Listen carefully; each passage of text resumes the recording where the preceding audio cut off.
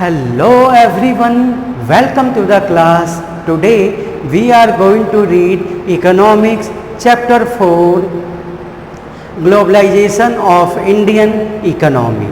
This is video number 4. In this video we are going to read the impact of globalization has not been uniform.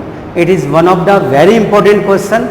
Many times this question was asked in board examination. बहुत बार ये question board में आया हुआ है. Okay, the impact of globalisation has not been uniform. इस answer में आप दोनों ही एस्पेक्ट ऑफ ग्लोबलाइजेशन को आप लिखोगे, पॉजिटिव एस्पेक्ट ऑफ ग्लोबलाइजेशन और नेगेटिव एस्पेक्ट ऑफ ग्लोबलाइजेशन. ठीक है बेटा, ग्लोबलाइजेशन के दोनों ही एस्पेक्ट को आप लिखोगे.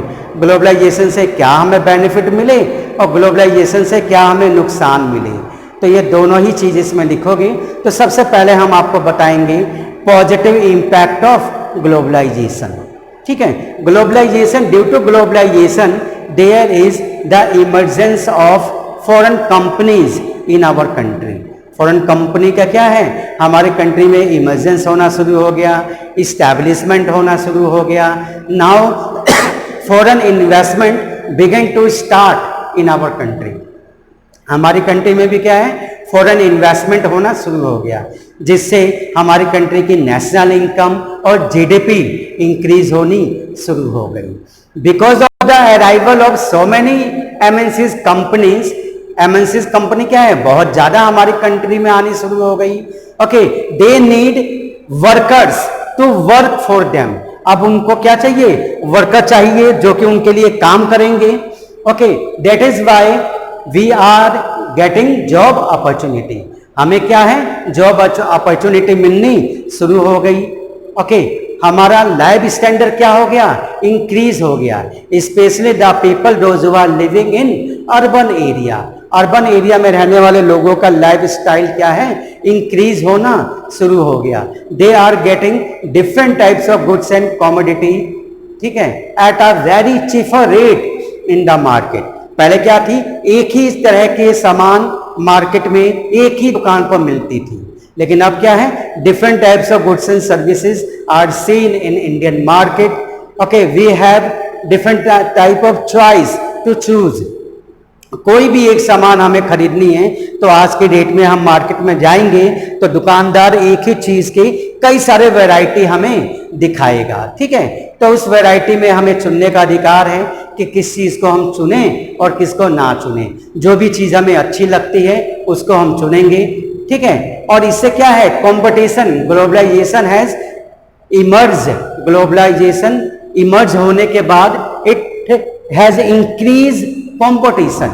कंपटीशन इंक्रीज हो गया है. ठीक है, now goods and services we can get at a very cheaper rate. हमें बहुत सस्ते रेटों पर गुड्स एंड सर्विसेज मिलनी शुरू हो गई. क्यों, क्योंकि हर कंपनी चाहती थी अपने गुड्स एंड सर्विसेज को मार्केट में ज्यादा से ज्यादा बेचना. दे हैव टेक्नोलॉजी, टेक्नोलॉजी है. ठीक है, प्रोडक्शन उनके पास सरप्लस है. That is why it has reduce the cost of goods. Globalisation से ही टेक्नोलॉजी का भी इंपोर्टेंट एक्सपोर्ट हुआ. Different types of technology came in our country. ठीक है, हमारी कंट्री में भी डिफरेंट टाइप्स ऑफ टेक्नोलॉजी आई. अगर ग्लोबलाइजेशन नहीं होता तो different types of company technology हमारे देश में नहीं आती. ठीक है, अभी भी हम हो सकता है कंप्यूटर के अवेयर नहीं होते, कंप्यूटर हमें नहीं आती, मोबाइल फोन्स के बारे में हमें नॉलेज नहीं होती, इलेक्ट्रिक गुड्स हमें नहीं पता होते. ठीक है, तो different types of goods and services came due to globalisation. और ग्लोबलाइजेशन से जो भी स्मॉल कंपनीज हैं उनको भी फायदा मिला. उनको कैसे फायदा मिला, there is foreign investment in their company. उनकी कंपनी में क्या है, फॉरेन इन्वेस्टमेंट होना शुरू हो गया. ठीक है, उस कंपनी का ब्रांड नेम मिल गया उनको. इन दिस वे उस कंपनी का प्रोडक्शन ज्यादा होना शुरू हो गया. डिमांड हर जगह इंक्रीज होनी शुरू हो गई और लोकल कंपनीज को भी क्या है, बेनिफिट होना शुरू हो गया.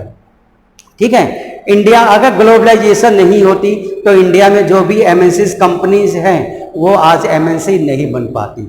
जैसे टाटा मोटर्स, ठीक है, इन्फोसिस, रेनबैक्सी, रिलायंस। अगर ग्लोबलाइजेशन नहीं होता तो ये कंपनी क्या है, ये कंपनी एमएनसीज कंपनी नहीं बन पाती। तो ग्लोबलाइजेशन से ही इन कंपनी को सपोर्ट मिली। आइए इन टॉपिक को हम बताते हैं आपको। पॉजिटिव एस्पेक्ट ऑफ ग्लोबलाइजेशन, ठीक है। फर्स्ट पॉइंट है the globalisation has resulted in more choice. Globalisation से क्या है, हमें डिफरेंट टाइप ऑफ चॉइस मिले, ज्यादा से ज्यादा हमें चॉइस मिले। फॉर द कंज्यूमर्स के लिए, हम लोगों के लिए, who get better quality of production at low price. हमें क्या है, बेटर क्वालिटी ऑफ प्रोडक्शन बहुत ही सस्ते रेटों पर मिलना अब शुरू हो गया। This has improved the standard of life of people. इससे क्या है, हमारा लाइफ स्टाइल इंक्रीज हो गया। Particular the people living in urban area, खासकर जो लोग अर्बन एरिया में रहते हैं, क्यों, उन्हें different types of goods and services मिलने शुरू हो गई, उनकी लाइफ लग्जरियस हो गया, बेनिफिट हो गया, मिलना शुरू हो गया उनको। नेक्स्ट है MNCs have increase their investment in the developing country. MNCs क्या है, डेवलपिंग कंट्री में अपना इन्वेस्टमेंट उन्होंने ज़्यादा करना शुरू कर दिया। जैसे इंडिया में किस चीज़ में, सच है cell phone, automobiles, electronic, soft drink, इन सब चीज़ों में उन्होंने ज़्यादा एक्सपेंड इन्वेस्टमेंट करना शुरू कर दिया। नतीजा ये हुआ इन कंपनियों में ज़्यादा से ज़्यादा जॉब अपॉर्चुनिटी मिलनी हमें शुरू हो गई, ठीक है। नेक्स्ट पॉइंट है some local companies also got benefit. कुछ लोकल कंपनीज जो हमारे देश में हैं उनको भी इनसे बेनिफिट मिला। क्यों, क्योंकि फॉरेन इन्वेस्टमेंट वहाँ होना शुरू हो गया। फॉरेन इन्वेस्टमेंट वहाँ शुरू हो गया, उनको फॉरेन कंपनी जो है उनका ब्रांड नेम मिल गया, ब्रांड मिल गया उनको, उनके प्रोडक्ट बहुत ज़्यादा पॉपुलर होने शुरू हो गए, ठीक है, डिमांड आनी शुरू हो गई, प्रोडक्शन उनका इंक्रीज हो गया और इनको बेनिफिट होना शुरू हो गया। नेक्स्ट है it has enable many companies. India की जितनी भी कंपनी हैं इसको सपोर्ट मिला ग्लोबलाइजेशन से, जैसे Tata Motors, Infosys, Ranbaxy, Reliance, okay, to become multinational corporations. Multinational corporations का कंपनी बने। तो आई होप आपके समझ में ये आ गया पॉजिटिव एस्पेक्ट ऑफ ग्लोबलाइजेशन। अब हम आपको बताएंगे negative impact of globalisation. Okay, globalisation को अट्रैक्ट करने के लिए स्पेशल इकोनॉमिक जोन एरिया बनाए गए थे, ठीक है। स्पेशल इकोनॉमिक जोन एरिया बनाने के लिए large number of areas were cleared. In area को क्लियर किया गया और जितने भी लोग यहाँ रहते थे इन सभी लोगों को यहाँ से हटा दिया गया और इस कारण से इन लोगों की लिवलीहुड और इनकी लाइफ अफेक्टेड हो गई। They have to displace from their area, ठीक है। उनके डिस्प्लेसमेंट होने से this people became tribal, okay, and migrated to some other area. तो ये चीजें हुई। दूसरी बात, दूसरी प्रॉब्लम क्या क्रिएट हुई, फ्लेक्सिबिलिटी ऑफ लेबर लॉ। इसने क्या है वर्किंग क्लास पीपल की कंडीशन बहुत ही ज्यादा वर्स कर दी, बेकार कर दी। क्यों, क्योंकि उनका कंपनियों में क्या है बहुत ज्यादा एक्सप्लॉयटेशन होना शुरू हो गया, बहुत कम सैलरी उनको दी जाती थी, ठीक है, लंबे समय तक उनसे काम कराया जाता था, ठीक है, उन्हें किसी प्रकार की कोई फैसिलिटीज, कोई बेनिफिट नहीं दी जा रही थी। तो खासकर वर्किंग क्लास पीपल की जो लाइफ थी ग्लोबलाइजेशन से बेकार होनी शुरू हो गई। उनकी जॉब क्या है परमानेंट नहीं थी, जब मर्जी जब उनको नौकरी से हटाया जा सकता था, ठीक है। इससे और भी प्रॉब्लम क्रिएट हुई। प्रॉब्लम क्रिएट क्या हुई, जितनी भी हमारी इंडियन कंपनीज थी, इंडियन कंपनी में जो भी स्मॉल प्रोड्यूसर थे उनको बहुत ज़्यादा नुकसान हुआ। खासकर नुकसान तो स्मॉल प्रोड्यूसर का हुआ। क्यों, क्योंकि ग्लोबलाइजेशन से कंपटीशन इंक्रीज हो गया और ये जो स्मॉल प्रोड्यूसर हैं they can not compete competition को वो कम्पीट नहीं कर पाए। नतीजा ये हुई उनकी कंपनी शट डाउन होनी शुरू हो गई और उनकी कंपनी डिक्लाइन हो गई, ठीक है। ग्लोबलाइजेशन को सपोर्ट करने के लिए डैम्स बनाए गए, डैम्स क्यों बनाए गए? हाइड्रो इलेक्ट्रिसिटी जनरेट करने के लिए। और डैम बनाने से क्या, डैम बना कैसे बनता है? जिस भी एरिया पर डैम बनाते हैं तो लार्ज नंबर ऑफ डिफोरेस्टेशन होता है, ठीक है। वाटर का जो फ्लो है उसको चेंज कर दिया जाता है, उसको स्टॉप कर दिया जाता है, जिससे मैरीन एनिमल्स की लाइफ इंडेंजर में आ जाती है। लार्ज नंबर ऑफ डिफोरेस्टेशन होता है, इन्वायरमेंट पोल्यूशन होता है, ठीक है, लैंड डिग्रेशन होते हैं। तो ये सारे नुकसान होने शुरू हो गए। तो एडवांटेज है तो इसके डिसएडवांटेज है। तो अब हम आपको बताएंगे negative impact of globalisation. First point है creation of special economic zone. जो स्पेशल इकोनॉमिक जोन एरिया बनाए गए थे, इसने क्या है, disrupted the life of people, ठीक है, लोगों की जिंदगी को डिसरुप्ट कर दिया, बेकार कर दिया। क्यों? क्योंकि इन लोगों को, जिन लोगों को वहां से डिस्प्लेस कर दिया गया था, जो लोग वहां रहते थे उन लोगों को वहां से हटा दिया गया, तो उनकी लाइफ क्या हो गई, डिसरुप्ट हो गई, ठीक है। और वो किस में परिवर्तित हो गए? ट्राइबल पीपल में कन्वर्ट हो गए या कहीं और माइग्रेट हो गए और उन्हें प्रॉब्लम होनी शुरू हो गई। सेकंड पॉइंट है कंस्ट्रक्शन ऑफ डैम। डैम्स बनाए गए किस लिए? हाइड्रो इलेक्ट्रिसिटी बनाने के लिए। और डैम बनाने से लार्ज नंबर ऑफ डिफोरेस्टेशन होता है, लैंड डिग्रेशन होते हैं, वाटर के फ्लो को स्टॉप कर दिया जाता है। वाटर के फ्लो को स्टॉप करने से जो वहाँ एक्वेटिक लाइफ है वो इंडेंजर में हो जाती है, ठीक है। वाटर का जो फ्लो है वो रेगुलेट नहीं हो पाता, सेडिमेंट फ्लो नहीं हो पाते, सेडिमेंट वन ही प्लेस पर बैठने शुरू हो जाते हैं और वहाँ के आसपास में जितनी भी लैंड है अनफर्टाइल होनी शुरू हो जाती है। मतलब नेचर को इससे अफेक्टेड हुए, नेचर प्रभावित हुआ ग्लोबलाइजेशन से। नेक्स्ट है फ्लैक्सिबिलिटी ऑफ लेबर लॉ। जो गवर्नमेंट ने फ्लैक्सिबिलिटी ऑफ लेबर लॉ बनाया, उसने वर्किंग क्लास पीपल की लाइफ को बिल्कुल ही बेकार कर दिया, वर्स कर दिया वर्किंग क्लास पीपल की लाइफ। क्यों?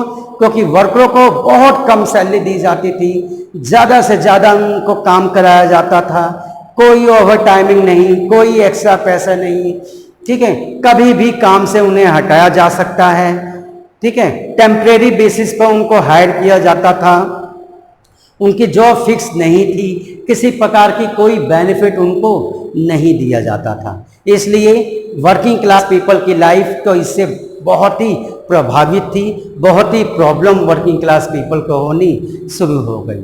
नेक्स्ट पॉइंट है आपका it has increase competition. Globalisation ने क्या है, कंपटीशन राइज कर दिया, कंपटीशन इंक्रीज कर दिया। और इस कंपटीशन को जो भी हमारे इंडियन स्मॉल प्रोड्यूसर थे वो compete नहीं कर पाए। क्यों नहीं compete कर पाए? क्योंकि बिगर कंपनी के पास टेक्नोलॉजी है। With the help of technology, with the help of machines, their goods and services are manufacture. और जो स्मॉल प्रोड्यूसर हैं उनके पास टेक्नोलॉजी नहीं थी, ठीक है, उनके गुड्स एंड सर्विसेज मैनुअली बनते थे। नतीजा ये हुआ उनके गुड्स एंड सर्विसेज चीपर होते थे और स्मॉल प्रोड्यूसर के गुड्स एंड सर्विसेज क्या होते थे, महंगे होते थे, एक्सपेंसिव होते थे। तो इसलिए उनकी मार्केटिंग डाउन होनी शुरू हो गई और धीरे धीरे इनकी कंपनी शट डाउन होनी शुरू हो गई। तो स्मॉल प्रोड्यूसर को बहुत ही ज़्यादा नुकसान हुआ, इससे बहुत प्रॉब्लम होनी शुरू हो गई, ठीक है। हुई नहीं, जैसे कि फॉर एग्जांपल आज फल बेचने वाले हैं, सब्जी बेचने वाले हैं, जो बेचारे रेहड़ी लगाते हैं, ठेली लगाते हैं, उसके ऊपर फल सब्जी बेचते हैं, उनको कितनी प्रॉब्लम होती है आज। प्रॉब्लम क्यों होती है?